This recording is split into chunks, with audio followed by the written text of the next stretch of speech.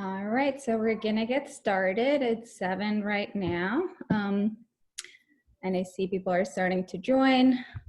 So welcome everyone to a new Current Conversations. We are very excited to be talking tonight with Davis McCallum, who is the Artistic Director at Hudson Valley Shakespeare Festival.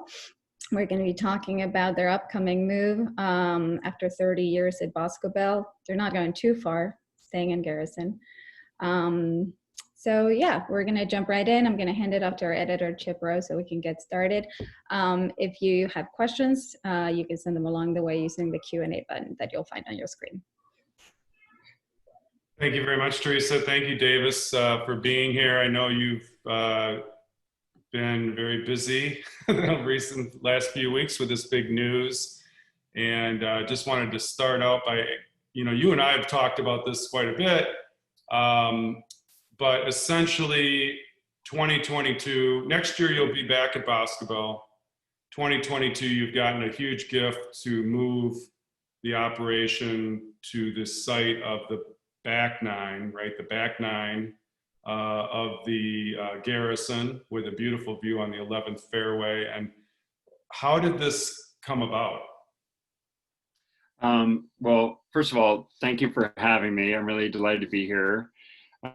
Chip knows this, but I'm saying this to any guests that we might have, that my 5-month-old puppy is in my room with me. So if it looks like I'm doing something down here off screen, it's because there's a beagle hound mix who's really vigorous, and he's. Is that screen left? That would be he's on screen left, or he is now, but you can see how this goes forward. Yeah. I mean, it's a remarkable turn of events for the Shakespeare Festival, and I hope for Phillipstown. We have been at Boscobel for 34 years and are really grateful to them for hosting us for that time. I'm going to let him out of this room. Hold on, Chip. Okay. So there's more on this in this week's issue of the Current, by the way, if anyone needs background. We go into quite a bit of detail about all the stuff that you guys have planned, but you got a much bigger space than the tent and the tent behind it. That's true. Well, in order to tell the story, I feel like I need to back up to tell a little bit of the history of the site at the Garrison. In the early 90s, it was bought by a group of Japanese investors, and they rezoned the property to build condos. And in the late 90s, I think 99, it was bought by Chris Davis. And his motivation in buying it was to prevent it from being developed. And he has run it since then as the Garrison Golf Club. And at first, I think golf was the real economic driver for the property. And then over the subsequent decades, there's been a pretty steady decline in golf and in the revenue from the golf. And during that time, I think Chris was actively looking for a reuse for the property that would preserve it, because it's incredible land and some of the most important undeveloped land in the Hudson Valley, and also make it a real asset for the community in Phillipstown. And then kind of on the other side, the Shakespeare Festival has been steadily growing over our 3 decades at Boscobel. And we were involved in a conversation about a long-term lease at Boscobel. And as part of that, we thought we better look around to see if there are any other alternatives for us, both in Phillipstown and further afield. And that was the moment when these two kind of opportunities came together, and Chris made us this incredible offer. And that happened in October. And Katie and I, Katie Liverman, our managing director, is not here, but my thoughts are with her today. She and I found out about this in mid to late October, which we discovered this week as our news became public, that was almost exactly 9 months ago, which seems like the right amount of gestation for a project this transformative for our theater. Right. And so so the plot, it's about 200 acres, and I know the festival's plans to go to the planning board. There's a lot of work to be done there as far as figuring out how it's going to be positioned and all that kind of thing. But you essentially are getting like 50 acres sort of in the middle of this plot of land that you will put a permanent tent on. That's kind of the first step. But you also will have the Garrison catering and the restaurant. It's a big deal, big operation that's ahead of you. Yeah, I mean, it is a huge deal for our theater, but I also want to kind of couch it in terms for the community that, you know, we've been in Phillipstown for 34 years. In fact, 2020 is the first summer in that time that there hasn't been Shakespeare produced by HVSF in Garrison and Cold Spring. So we hope it's the same audiences that come to Boscobel on 9D that will in 2022 come to our new home at the Garrison. You know, the tent that we currently perform in was built in 2005 or 6. I think I have that right. And, you know, it's an amazing structure. And I got to say, I love making plays in it. And I love watching plays in there. I think it's almost unlike anything else in the American theater. And I also think there's something kind of wonderful about the fact that it goes up and comes down. I don't think there's another theater that serves 33,000 patrons a year in a facility that comes from 0 and goes to 0 annually. We basically make the theater again every year. But that was part of the brief that was given to the design team when that structure was conceived, that it needs to be able to pack up and go into trailers. But in a home of our own, that's no longer necessarily the case. And a structure that really has the same footprint, has the same number of seats as our current tent, can be so much better for theater making and for audiences in terms of the acoustics and the sight lines and the ventilation and the facilities for actors and crew members to make really great theater. So those are the kind of artistic benefits that we hope to garner from having it stay up year round. But there's also an operational and financial benefit. We spend a significant amount of our annual budget making that theater every year. And we could save that money and spend it on programming and other things that we think are even more important. Well, I thought it was interesting when you noted that the tent, I guess your immediate thought is you're moving to this bigger space, there'll be a bigger tent. But you kind of made the point, it's not necessarily going to be, you're not going to double the capacity of it. It's more or less the same size, the same experience. I mean, was that intentional or is that just part of the layout that you're thinking of? Oh, no, absolutely intentional. You know, I've been saying over the last several months as we've been starting to think, what could this tent be like? That I don't want it to be one seat larger than our current tent. In fact, if it gets slightly smaller, I'd be happy because I think our tent's about as big as an outdoor or open air theater can be and not have to amplify the actors. And as soon as you put mics on actors, I think the experience becomes somehow mediated. There's something, I know it sounds a little woo-woo, but there's something kind of immediate and a little bit dangerous about being in the tent with a really great actor. You're not sure exactly what's going to happen next. And I think that's part of what makes it fun.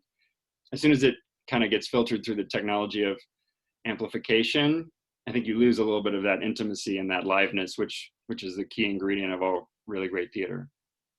Yeah, that's a good point. I guess I hadn't even thought about the fact it's not amplified, which is maybe a good sign.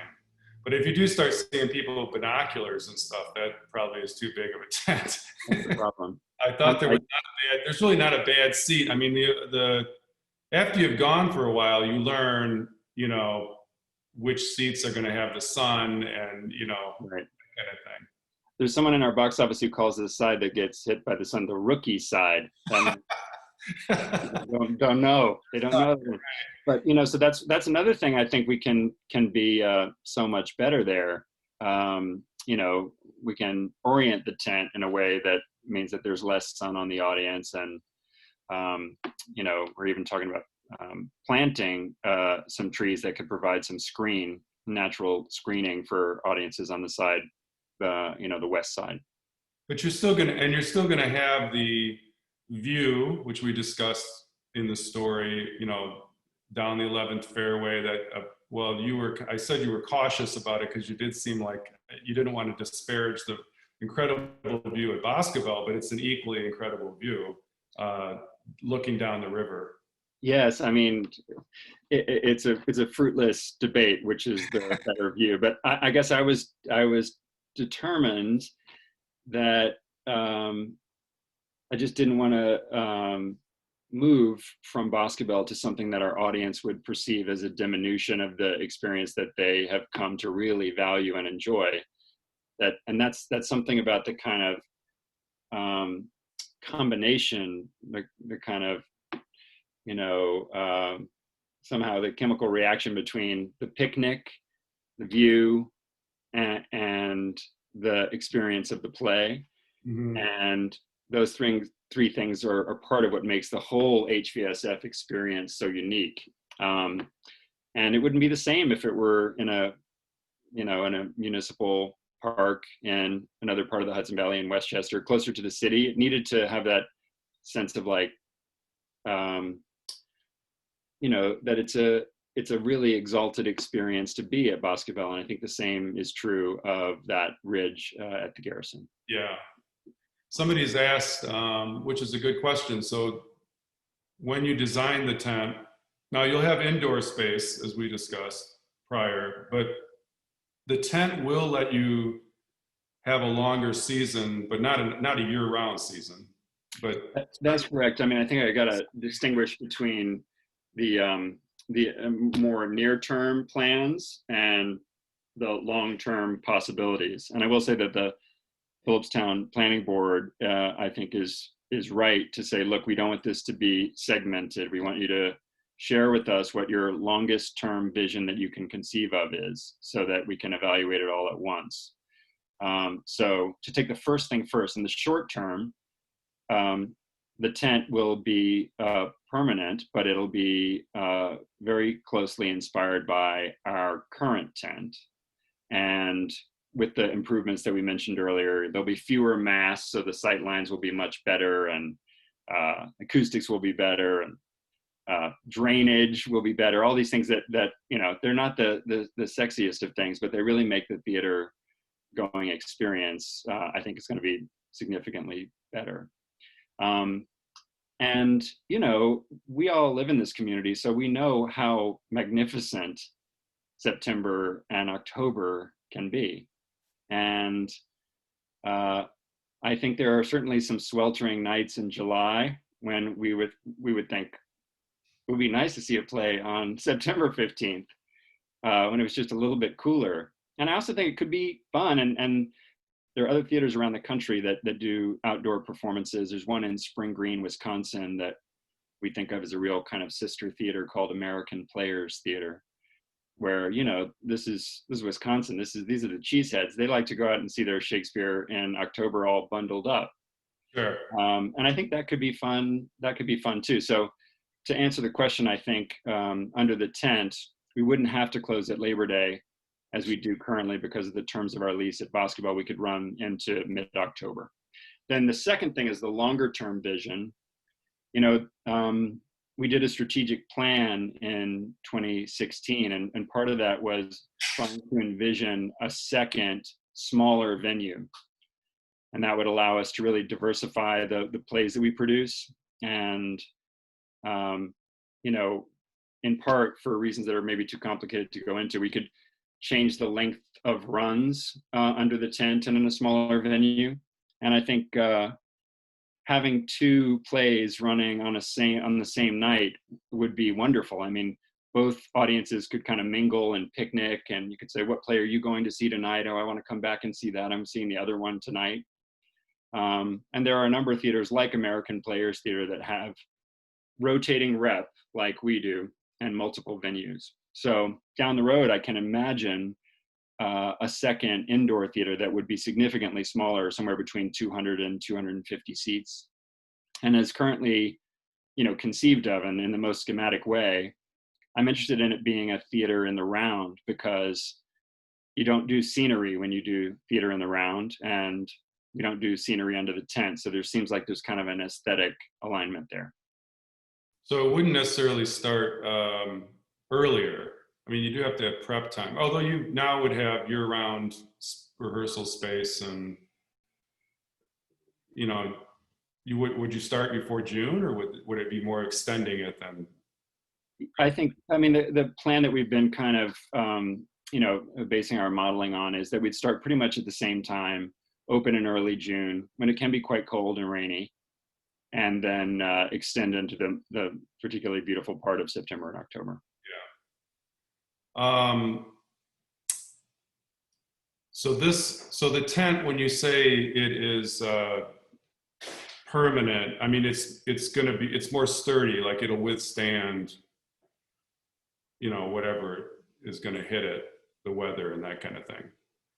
I'm not speaking as a professional structural engineer, but our current tent withstood Hurricane Irene. Amazing. Oh, okay. And that's the one that goes up and comes down and gets packed away into trailers. And we have an incredible team of engineers working on it, including a firm called FTL, who designed our current tent. Oh, okay. And I think, not to get too much into the gritty details, but I think the engineering is vastly different if it's not like a real circus tent that has to move around the country, that they can make it in one place and make it, conceived to stay there. We also wonder if the tent technology I don't know how you'd improve on a tent, but maybe over 15 years, because you have mentioned, the natural air conditioning, which is what I'm looking forward to. But you wonder, like, have they figured something out in the 15 years? And the tent journal, like, I'm not keeping up with the tent journal, but maybe they're. You should subscribe. It makes for fascinating reading. But actually, at the top of those masts, there are tiny little fans, and we sometimes run them before the show, but we don't run them during the show because they're too noisy. But now I'm told there are different fans that are like hamster wheels that are completely silent and can actually, create that Venturi effect. So I'm looking forward to that too. Yeah. I know that you are in the midst of figuring out what the plays will be in 2021, and that you're not going to tell me right now what they are, but maybe you could just tell me the first letters. No, but we're excited about what 2021 might hold, and I guess I would say we're also sanguine about what it means to plan in the moment that we're all living through. I mean, my 9-year-old's going to the first day of school virtually at Haldane tomorrow, and I've been watching our school board and superintendent plan for what school is going to be like, with this incredible sense of I don't know what the word would be, sympathy, brotherhood, something, complicity, because that was pretty much what it was like to imagine trying to produce theater. And I feel that same way about 2021. That the New York theaters have said we're not going to be producing in the fall, but we're going to produce in the spring. Right. And, I guess we'll see. Yeah, you hope. Right. But it occurs to me that there's a real possibility that won't in fact happen.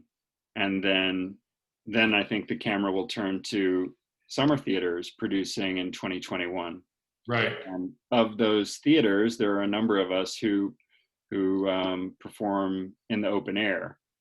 So with a longer runway, I think we're trying to imagine what it would be like in all different scenarios in terms of how the pandemic,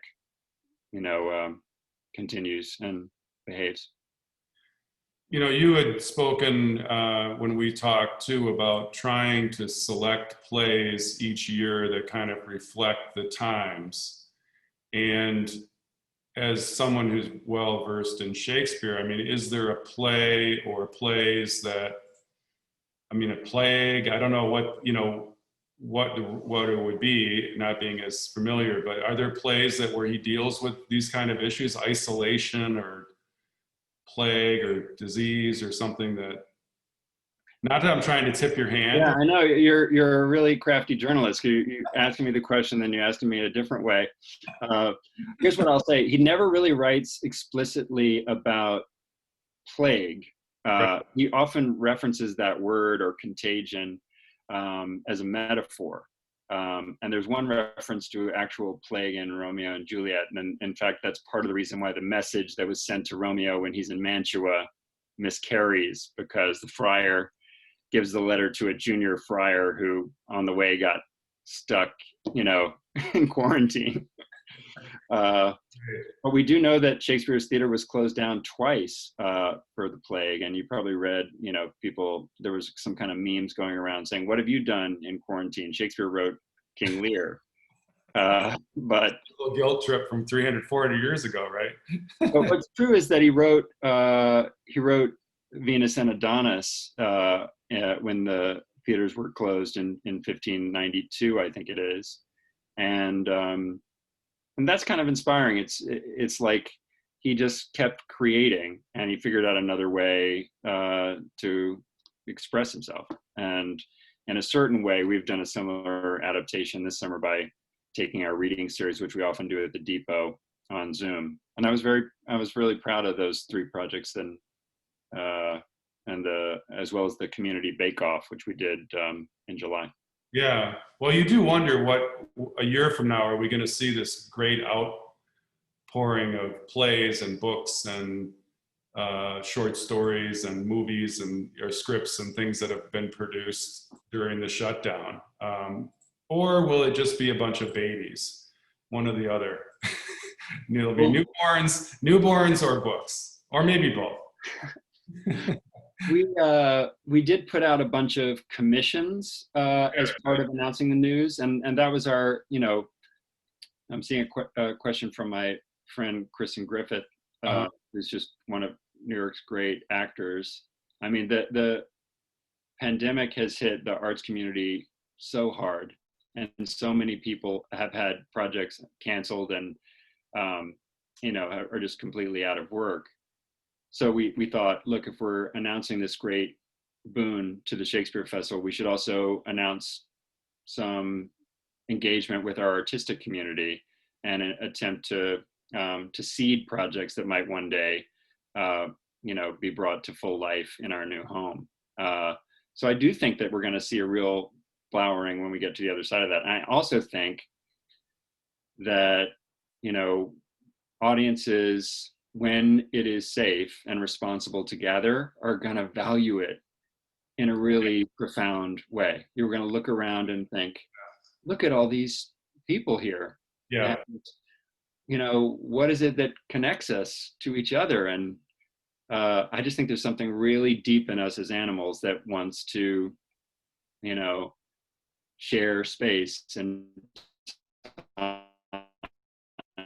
with others and see our, you know, our experience life reflected back to us. Now, the commissions you mentioned, you know, that was one thing I should ask you about, is the list of artists that were in the news release. Are those people involved in the space? You've commissioned them to come in to work on the space.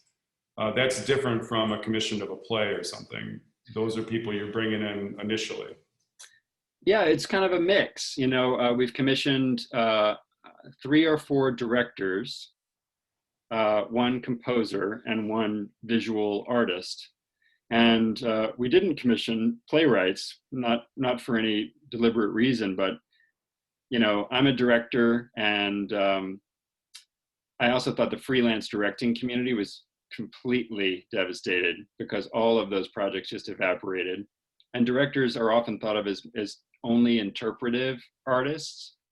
But I thought it could be a powerful way to engage the community to say, hey, you're directors. What's a play that, you know, if you ever got to direct one play again, what would it be? You know, let's put some money towards developing that idea.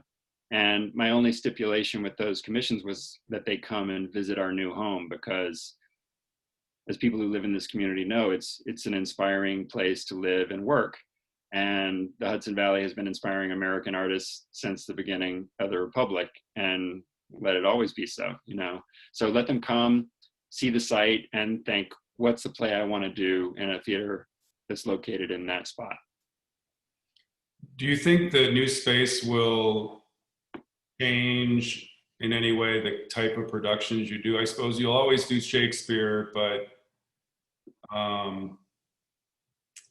I don't know. I mean, that's hard. I mean, that's kind of down the road, but will it inspire some kind of new direction? Yeah, I think, you know, we're always changing and adapting. The question is, you know, what is it that makes a play right for HVSF? And, you know, we're also in the middle of a national reckoning around structural racism and social and racial justice. And, you know, that's a part of the conversation that I think, you know, a theater company should also be engaged in. We're certainly internally having conversations about anti-racism. And so that's one thing. Another thing is, you know, Chris has this incredible vision to identify an arts organization as the next steward for this really important American landscape. So environmentalism and sustainability has got to be a new real focus for our company. I mean, I say new almost by accident. We've been making theater in a way that's much greener than most American theater, because we don't do sets, because we don't have an air conditioner. You know, but I also think plays that are inspired by, you know, this part of the world, and particularly, you know, what's happening to our world, could also find a home under our tent. And anyway, those are just two examples of new areas of focus. And I don't actually think that's a pivot programmatically. It's just, like I said to you when we spoke, every year we announce things 9 months before we perform them. And, you know, we don't have a crystal ball, but we try and think what might be a part of the conversation. And more than once in my 6 years at the theater, I've thought, oh, let's program that, because that'll be what we're all thinking and talking about. And that won't be the case, but the plays will still have some kind of immediate relevance for some other reason. And I think that's part of what makes a play a classic. Well, you know, that kind of goes in, because I have you here now. I want to quiz you, or not quiz you, but ask you a little bit about Shakespeare. And it is odd, like, I was reading before we spoke, like why he's endured, why these plays have endured. And I read some of these different ideas that people have put forth. And the one thing that stuck with me was that he doesn't provide easy answers. I think you're referring to the book I have here. Yeah. What, if you agreed with that, why do you think that? And then another person actually said that it's hype. He's not that he's not great, but that academics have glommed onto him and put him in required reading, and he's become, you know, this superstar, but there are a lot of other great plays and that kind of thing. So I was curious what your thoughts were on why people still go to see these plays multiple times too. You know, people can't get it. I mean, I like the first theory that you posed, which is, I'm going to show you this book that I got recently called "This Is Shakespeare." Okay. The author is this woman named Emma Smith, who was actually my tutor in graduate school. Okay. And she was my favorite tutor. We were both 25 years younger at that point. Right. And she does these podcasts, which you can get on Apple, for each one of the Shakespeare plays. You know, so I always listen to them before I direct a Shakespeare play. So I'm going to go listen to what Emma has to say about it. And she always poses a central question, which is kind of provocative and a little bit playful. Like her question for Henry IV, Part 1 is, why is Falstaff fat? and then she'll read the play kind of tying back to that playful question. But her theory in this book, This is Shakespeare, is that what makes him endure and what ensures his relevance to us today is not, as the bardolaters would say, oh, he's so central, better than anyone, he's captured what it means to be human. It's not that that's not true, or I don't find him to be enormously resonant and incisive about all the things that we lived through in the same way that the Elizabethans and Jacobeans did, family, loss, politics, sex, love, death, grief. But that he has this quality which she defines as gappiness, meaning that he just doesn't give you all the information. And, in a play, like one of my favorite Shakespeare plays is Measure for Measure, which even the title has this kind of sense of balance. One person walks on stage and says, Vienna is falling apart, people are rioting and looting, and the place is just crumbling. We need somebody to come in and establish law and order. And then somebody else walks in and says, that guy is an autocrat and a tyrant and a Puritan. Don't listen to a word he says. And if you're in the audience, you have to kind of tie those two things together. You have to think, who do I trust here? And if you're a director or an actor, every choice you make, weighs in on that balance. And so that's why a play like Coriolanus is an argument that, is a play that in World War II, the Nazis thought justified their position. And also it's been used, for revolutionaries on the left. Yeah. So it's really it's about us. It's what we bring to it that ensures its relevance. He's malleable, right? Yeah. He's malleable. Yeah, and somehow he kind of can't help but be on both sides of every question. So I personally love rehearsing a Shakespeare play. And when I cast it, I try and think, who are the people that I want to be wrestling with that for a summer? Because it continues to enrich and get deeper and deeper the more authentic and personal attention you pay to it. And that's really why I love it. Do you give thought to, a lot of the arguments that Shakespeare isn't Shakespeare? And, like last year, The Atlantic did, I don't know if you saw The Atlantic piece where she made the case for that. It was Emilia Bassano, right? Emilia Bassano. Yeah, Emilia Bassano, yeah. And he didn't have any books in his will, and how could this guy be? And then Edward de Vere, of course, is pretty convincing if you read, those books. But does that matter to you, or do you does that come up in your interpretation of it? Who actually wrote it? If it wasn't Shakespeare. No, I mean, I can't even, my friend John Plummer, also HVSF director and alum, is very passionate about Oxford. Yeah. And I can't even really muster to have a vigorous debate with him, because I guess it's that kind of, it doesn't make much difference to me. Mark Twain says, I don't think it was Shakespeare that wrote all them plays. It was another fellow by the same name. And I think that's kind of how I feel about it. Yeah. I mean, when we do marketing for Shakespeare, we don't, use his likeness and, guy with the quill. The person who wrote it is much less interesting to me, partially because of this gappiness, than the conversation that we have with him now. Yeah.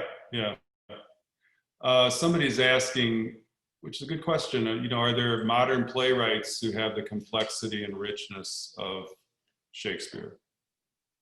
Yeah, well, that's a great question. Yeah,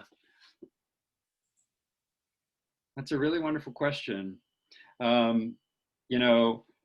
I was having this conversation with Richard Nelson, another like one of the great living chroniclers of the Hudson Valley. He lives in Rhinebeck. Mm-hmm. And, you know, we produced his play, The General from America, which is about Benedict Arnold. Yeah, that was great. I really think he's one of America's great living playwrights, period, full stop. And he's been producing these plays set in Rhinebeck of a family sitting around a kitchen table. The Apple family, there was a trilogy that was produced at the Public. And now they're having these conversations on Zoom. So there's Zoom plays. And, you know, you're laughing and it sounds a little bit gimmicky, but the reverse is true. It's like Shakespeare calls the players in Hamlet the abstract and brief chroniclers of the time. So for a writer of that kind of imagination and skill and, you know, depth of sensitivity, to be writing about a family sitting around a table like the one in the other room in Rhinebeck, I was so knocked out by it. I just thought it was an incredible artistic achievement, you know, and I could, you know, add to that long list. You know, I'm crazy about Brandon Jacobs Jenkins and Kiara Hudes and my friend Sam Hunter. There's a kind of whole generation of still young American playwrights that are around my age. And I'm excited, just as we all get older, to see what the full breadth of their career will bring. Yeah, and you wonder what they're doing now in the pandemic. They're all probably writing away. So we, you know, like I say, in a year we may be seeing a lot of wonderful stuff. You know, I don't know. There was another question that had come into me earlier, and I don't know if this is something that it's sort of something that will probably come up with the planning board. But do you have any notion of how the entrance would work? People would come off 9 instead of 9D, I imagine. Well, I mean, from the jump, I think it's an advantage that there are 2 ways to access the site from Snake Hill or from 9, because, you know, anyone who's come to see a play at our current tent has probably sat in the line to get out the single exit at Boscobel, and a lot of people need to take a left on 9D to go north. Whereas now I think there'd be multiple ways, whether you're going back towards 9D and the river, or whether you're going north towards Dutchess County or south towards Westchester County. And I think that would make things a lot better. So that's one of the things that our master planning team, Nelson Bird Woltz, has really been mulling over, which is traffic and wayfinding. And, you know, just to put it on the table, I think traffic is going to be a real concern, particularly at that intersection of 9 and Snake Hill. As everybody in this community knows, it's an extraordinarily dangerous intersection. And, you know, there's tragic history even in recent years there. Yeah, exactly. And so from the Shakespeare Festival's point of view, I think there's been a long time community push to have a traffic light there. And I think that would be a great thing for everybody. A flasher or something would be. Yeah. But I also think, I mean, if you don't have the tent any larger, every time I've been to a play, it's taken, you know, 5 minutes to get out. It's not like there's 600 cars. I mean, it's 200 cars, right? I mean, whatever so it isn't going to be like a concert at you know, Madison Square Garden or something where there's 50,000 people. That's right. But it is interesting. Yeah, I thought of that. There is 2 entrances. You could almost split people up and they could go to Snake Hill. But that'll all come out. I'm sure has to be mulled over, and the planning board will have something to say, I'm sure, about some of it. So absolutely. And, you know, there'll be a really rigorous traffic study done, and there should be. Yeah. Well, it may end up, it improves that intersection. Like you said, it being so dangerous, maybe it forces the state to do something to make it less dangerous. But. Mm-hmm.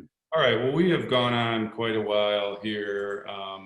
Thank you, Davis. And I'll spare you my readings. I thought if you had told me what the plays were I was going to audition for for you here where you're a captive audience, but you'll have The way it works, Chip, is you say, I'd like to do a little piece from whatever, but don't let me hold you back. Go for it. to start out. No, I can't. I have to, once you announce them, I'll get you on the phone and yeah, we'll talk. So thank you very much. And I think we got all the questions, Teresa. Am I right? Yeah, we did pretty good. So yeah, thank you everybody. We'll be posting the full recording tomorrow for those who didn't make it. And yeah, have a good night. Thanks everyone.